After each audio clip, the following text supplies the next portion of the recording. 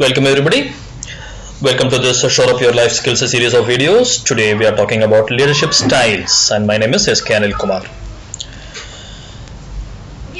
We know what leadership is. We don't need to have a title. We don't need to have a position to be a leader. If we are able to exercise our skills, talents and competencies to lead the people around us to a better future, then we are the leaders in that situation. So what are the various leadership styles?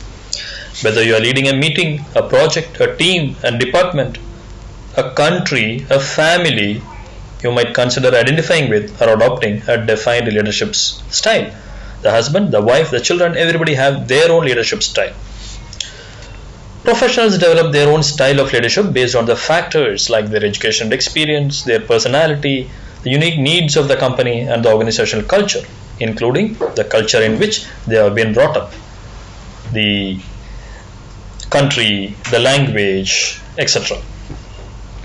So all of us, each one of us have a different leadership style. You're likely to use different processes, methods, techniques, tools to achieve your goals, your organizational goals, your family's goals.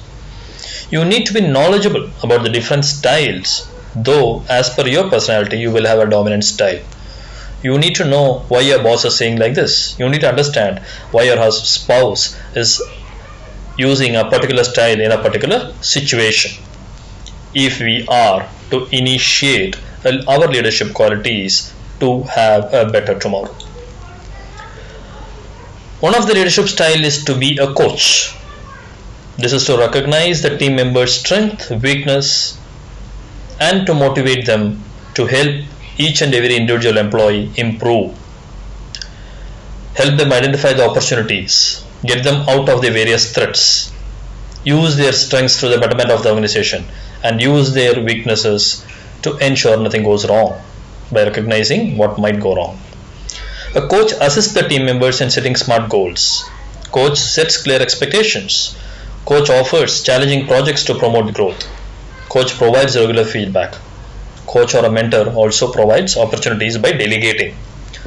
This is most advantageous for employees as well as the employees they manage. This is the most underutilized style and it is more time intensive. The boss has to spend more time with the subordinate. Servant leadership style. Live by people first mindset. It is a family that matters most, I can suffer. It is my team that matters most, I can take the loss. I can take the blame. This is the mindset. So pain will be to the servant leader and the benefits will be to the team or the family or the people who are there. Believe that people are more effective when more fulfilled. Servant leaders believe if people are fulfilled, they will be effective. And so they foster satisfaction and collaboration. Satisfaction and collaboration. Servant leader helps people re-engage with their work. People are engaged on day one but may not be as the days roll on. Servant leaders address the emotional need to produce great work. Servant leaders build employee morale. This is an excellent leadership style, but precisely it's prevalent only in non-profits. The visionary style. It's a powerful ability to drive progress and usher in periods of change by inspiring and earning trust. Visionary tells you what's the vision and makes you run after the vision even if you're tired. Visionary leaders strive to foster confidence so that you are not afraid of the change or the transformation. Visionary leaders establish a strong organizational bond. They bring together everybody to go towards the vision. They are helpful for small and fast growing organizations. They are there in startups. The organizations that undergo change or transformation or restructuring need a visionary leader to be at the helm of affairs. Autocratic leader. Autocratic leader is the one who is focused almost entirely on the results and efficiency. Many times they are not democratic. And an autocratic leader, a person with autocratic leadership style, expects employees to do exactly what they have been asked to do. Hitler was a wonderful autocratic leader. Organizations with strict guidelines or compliance-heavy industries can have autocratic leaders. Autocratic leaders are useful where employees need a great deal of supervision. This style was popular in the good old days where industrialization was at the beginning stage. Think of these types of leaders in military organization where the order is the command, and it has to be obeyed as it is. Laissez-faire, free for all. These leaders focus mostly on delegating many tasks to the team members. They just give it away, they just tell what they want. Little or no supervision. There is no micromanagement. There is no telling the ifs and buts and hows and whats and whens and wheres. When all team members are highly experienced, well trained, require little oversight, when they are self-motivated, when they are all inspired and fired up, laissez-faire leadership will be successful. It's a hands-off approach. The boss or the leader will have more time to dedicate to other projects. The leader can cause a dip in productivity if laissez-faire doesn't work with employees who are not very clear about their roles, responsibilities, and what is expected of them and how to follow the plan. This leadership fails if some team members need consistent motivation and has to be told them about the boundaries. So this is not for every situation, but for people who are self-motivated and well experienced. Democratic leader. The leader asks for input and considers feedback from their team before making a decision. The leader takes the views of the team. Democratic leader fosters higher level of employee engagement and workplace satisfaction. The participative style is what the democratic leader does. It's a combination of autocratic and laissez-faire. Asks you for the input, considers your views, takes your feedback, but makes a decision and asks you to implement it.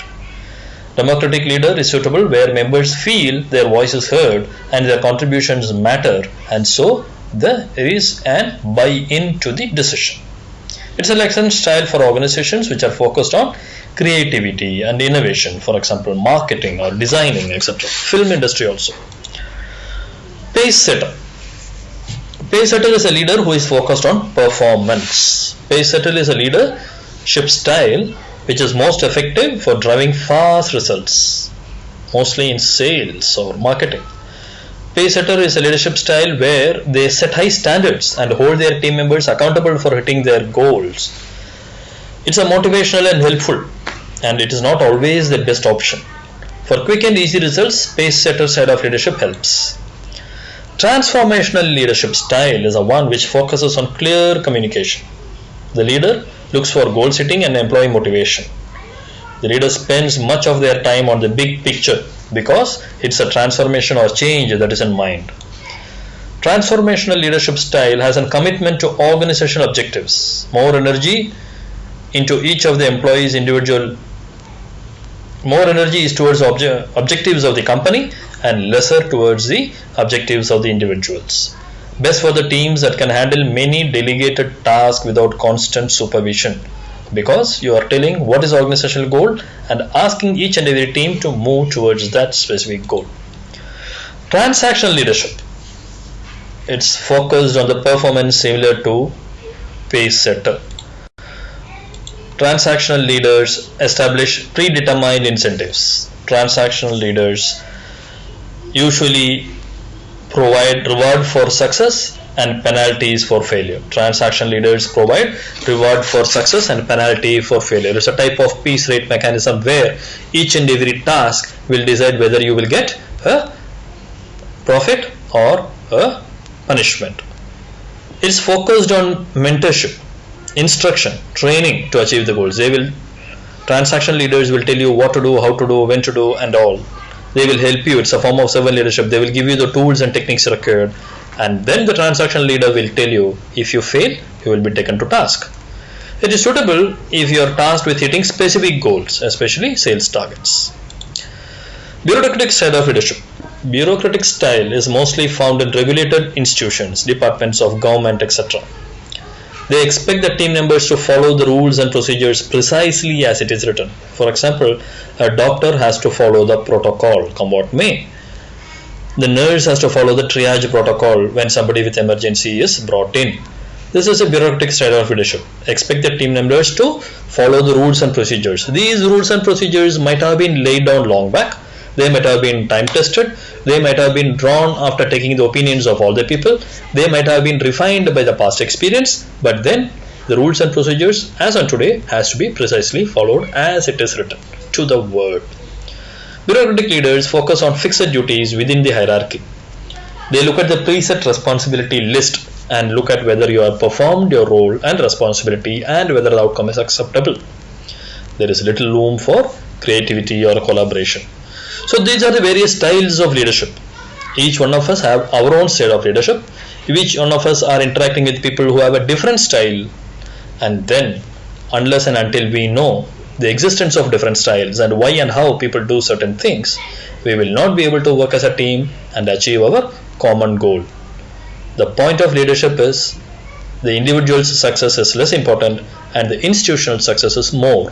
So the family comes first, the company comes first, the country comes first, and the individual comes next. Thanks for watching this video. Please keep coming back for more such sessions on Shore Up Your Life Skill series.